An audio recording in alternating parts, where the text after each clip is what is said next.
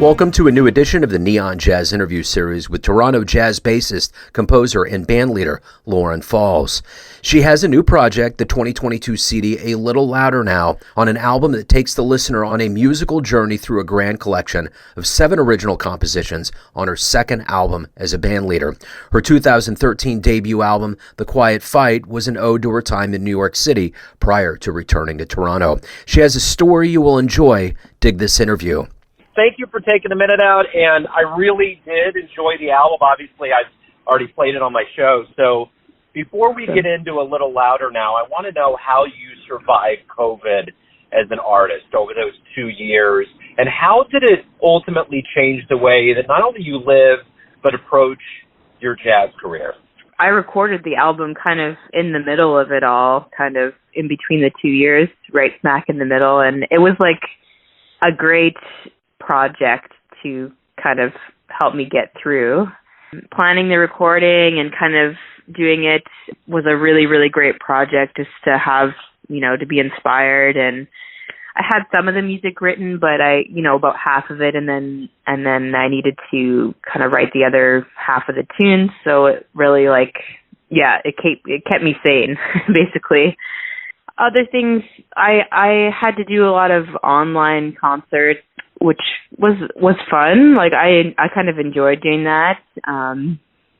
So yeah, I found ways to survive and kind of mentally keep, being inspired and happy. And so definitely kept going, and musically kept writing and practicing. And so for me, I came out of it feeling good.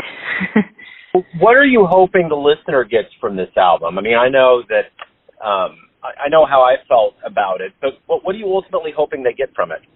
I'm hoping it's a feeling kind of empowered or inspired and kind of amped up. Like not all the tunes are kind of bold and bright, but it just definitely, that's kind of the vibe I was feeling, was the keep moving forward, kind of building confidence. And so, yeah, I kind of was trying to portray that in some of the tunes, and some of them are a little more mellow, but hopefully still, giving the sense of hope and, moving forward, kind of that kind of vibe. So your debut album in 2013, The Quiet Fight, talk to me a little bit about your evolution from that point to now. Like, what do you see when you look at your career? How has it developed to you? What has been kind of your goal as a musician? Yeah, so that album, I was kind of, I was fighting to survive in New York. That's kind of The Quiet Fight, that's kind of, where that came from. I was like building confidence as a musician, and that was my first one, and I felt pretty good about it, but I knew I had a lot of work to do. So I spent about 9 years in New York, and decided to move back to Canada. And I think it was a really great move for me. I was playing in New York, but not as much as I wanted to. So when I moved back to Canada, I got quite busy and was making a lot of music. So that felt really good. And so that's kind of where these songs came about. I was, really excited to keep writing. And so, yeah, the kind of the move back home to Canada, it was a good thing. I was a little bit sad to leave New York, because I had a lot of really great relationships, musicians and friends there, so it was a tough decision, but ultimately I feel like it was good for my music career to make a move and just kind of keep going and moving forward. So that's what's been going on. And I've been back, I think, for about 5 years, and just, I decided who I wanted to play with. I made up a new band, and the musicians just totally get what I'm trying to do. So, yeah, that feels really good.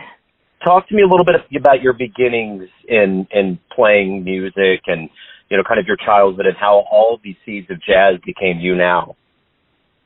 Sure, yeah. I grew up in a household where both my parents were music teachers in the school system. They taught like high school band, and both had really strong jazz programs, which is really unique. But so they kind of encouraged me. And there was always jazz playing in our house, like lots of records. Like I grew up listening to Ray Brown, and like Ron Carter and all these like great jazz bass players. So that's kind of where I got started, was like my parents were very supportive and very supportive of me going to school for it. You know, I moved to Toronto, and then they encouraged going down to do a master's in Manhattan. So like, yeah, very warm and encouraging household to grow up as a musician. And so, yeah, lots of encouragement. What was your first live jazz show that you witnessed that really blew you away? Oh, I don't know if I really remember my first one, but that's a good question.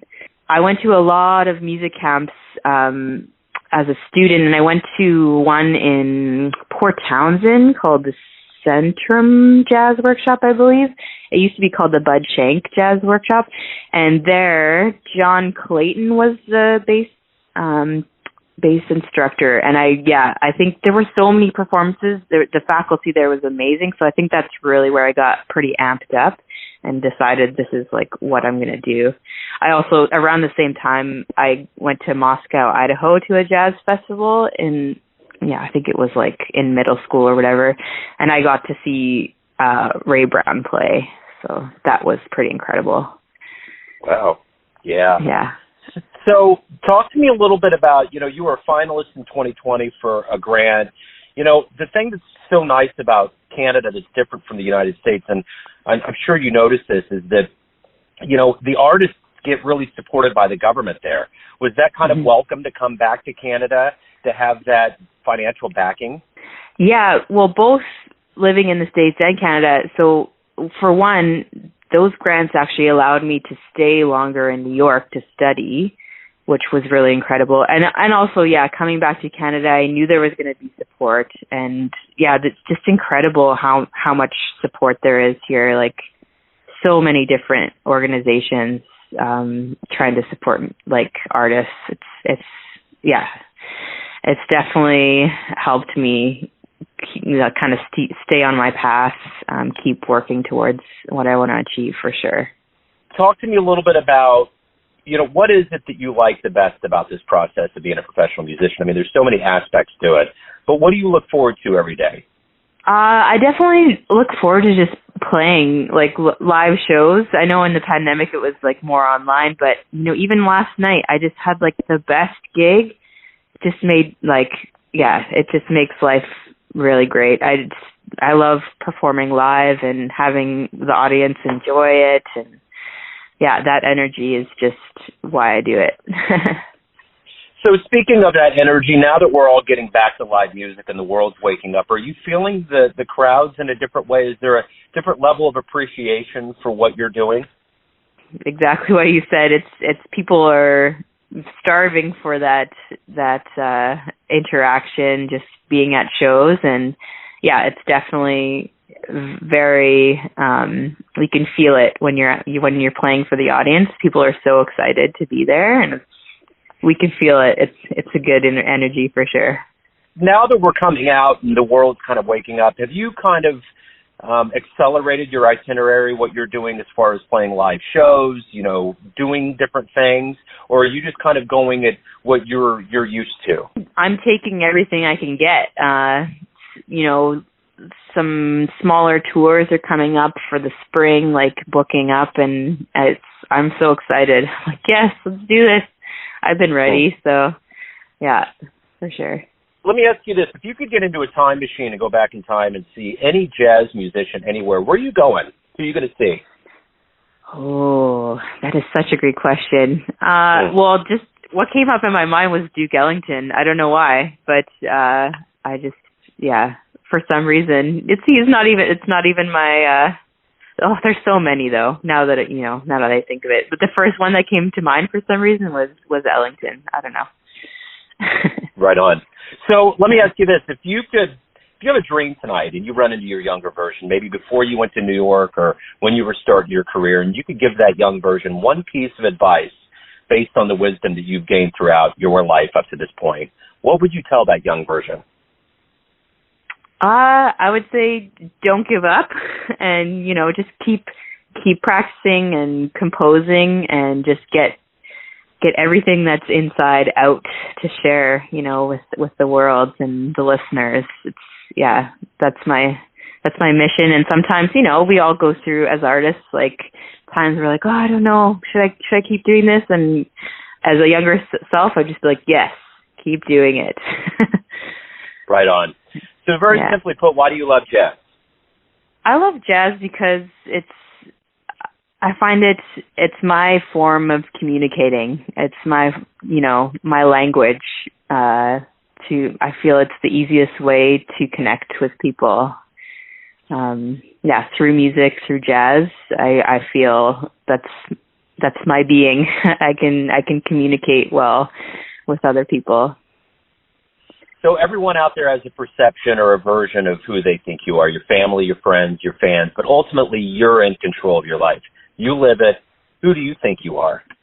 That's a deep question. I think I'm a bassist who really, really is in love with playing jazz, and I think I'm a person who wants to spread joy, I think. Yeah. Beautiful. So if anybody wants to pick up a little louder now, learn more about your spring shows, anything going on in your world, where's the best place for them to go? I have a website, laurenfallsmusic.com, or my social media, Facebook and Instagram, Lauren Falls Music. Cool. Lauren, thank you for taking time out today. Thanks for opening up. It's great to hear the story. Oh, thank you. Thanks for listening and tuning in to another Neon Jazz interview, where we give you a bit of insight into the finest players in Toronto, New York City, Kansas City, and spots all over the world, giving fans all that jazz. Thanks to Lauren for her time, energy, and story. If you want to hear more interviews, go to Famous Interviews with Joe Domino in the iTunes Store or Spotify. Visit neonjazz at youtube.com, and for everything Neon Jazz, go to the neonjazz.blogspot.com. Until next time, enjoy the jazz, my friends.